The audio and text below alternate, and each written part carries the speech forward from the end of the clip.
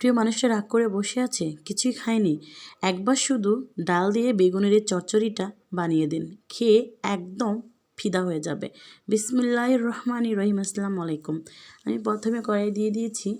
আমি এখানে বেগুন লম্বা লম্বা করে চিকন চিকন কেটে রেখেছিলাম, আর লম্বা করে 2টা আলু কেটে দিয়েছি। সাথে একটু পাতাকপি ছিল, সেই পাতাকপিটুকু দিয়ে দিয়েছি। আর এখানে হাফ কাপ পরিমাণের মতো মুসুরির ডাল, সেটা ভিজিয়ে এখানে রেখে দিয়েছিলাম। রেখে ধুয়ে এটা এখানে দিলাম 2টা পেঁয়াজ কুচি আর 4-5টা কাঁচামরিচ কুচি। সাথে দিয়ে দিলাম 3-4টা টমেটো। দিয়ে পরিমাণ মতো লবণ দিয়ে দিচ্ছি এখানে। বিশ্বাস করেন, এই বেগুন মুসুরির ডালের চচ্চড়িটা এত টেস্টি হয় যদি এইভাবে মাখিয়ে রান্না করতে পারেন।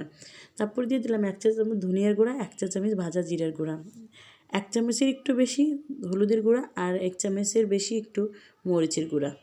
দিয়ে পরিমাণ মতো দিয়ে দিলাম তেল। তারপরে দিয়ে দিচ্ছি 2 চামচ রসুন বাটা। দিয়ে ভালো করে হাত দিয়ে কিন্তু আমি মাখাবো।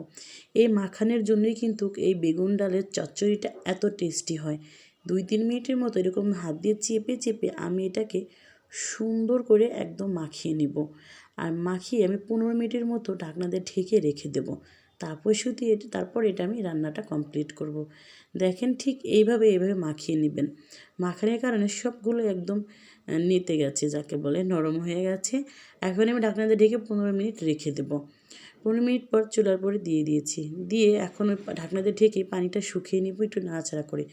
তারপরে দিয়ে দেব বাকি একদম রান্নার জন্য পানিটা। এখানে আমি বেশি কমও দেবো না, আবার বেশিও পানিও দেবো না।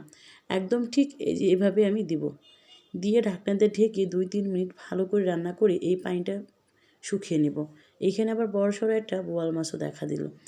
যাই হোক, ঢাকনা দিয়ে ঢেকে 2-3 মিনিট পর আমি ঢাকনাটা খুলে এখানে বড় বড় করে একটু ধনিয়া পাতা কেটে সেটা দিয়ে দিলাম। আর ঢাকনা তুলে কিন্তু মাঝে মাঝে আমি নাড়াচাড়া করে দিচ্ছি, কারণ নিচে লেগে যেতে পারে। ধনিয়া পাতা দেওয়ার পরেও আমি কিন্তু বারবার এটাকে নাড়াচাড়া করে দেবো, যাতে নিচে কোনোরকমভাবে লেগে না যায়। আর যতক্ষণ পর্যন্ত পানি না শুকাবে ততক্ষণ পর্যন্ত আমি সুন্দর করে আলতো করে এভাবে নাড়াচাড়া করব। আমার পানিগুলো প্রায় কিন্তু ডালের পানিটা শুকিয়ে আসতেছে, কারণ একদম শুকিয়ে এরকম চচ্চড়ি বানিয়ে ফেলছি আমি, যেহেতু এটা মুসুরির ডাল দিয়ে বেগুনের চচ্চড়ি। এত টেস্টি হয় এটা খেতে, বলে বোঝাতে পারবো না। যাই হোক, আরেকটা কড়াইয়ের মধ্যে আমি সরষের তেল দিয়েছি, আর 4টা শুকনো মরিচ দিয়ে মরিচটা ভাজা হওয়ার পর্যন্ত ওয়েট করেছি। ভাজা হওয়ার পর তারপরে এখানে রসুন থেতো করে দিয়ে দিয়েছি, মানে এটা বাগার দিয়ে যেহেতু ঢালা দিতে পারবো না, এর মধ্যে আমি কিছুটা চচ্চড়ি দিয়ে সেটা আবার তেলের সাথে মিশিয়ে এটা আবার তুলে পুরো ডালের সাথে মিশিয়ে দিলাম। এভাবে ভালো করে নাড়াচাড়া করে মিশিয়ে নিচ্ছি। বিশ্বাস করেন, এত মজা বলে বোঝাতে পারবো না। অবশ্যই কিন্তু বাসায় বসে ট্রাই করবেন, দেন মেহমানের সামনে কিন্তু দিতে পারেন। আর প্রিয় মানুষের কথা তো রইলই। যাই হোক, ভালো থাকেন, সুস্থ থাকেন। আবারও দেখা হবে নতুন কোনো ভিডিও নিয়ে। আল্লাহ হাফিজ।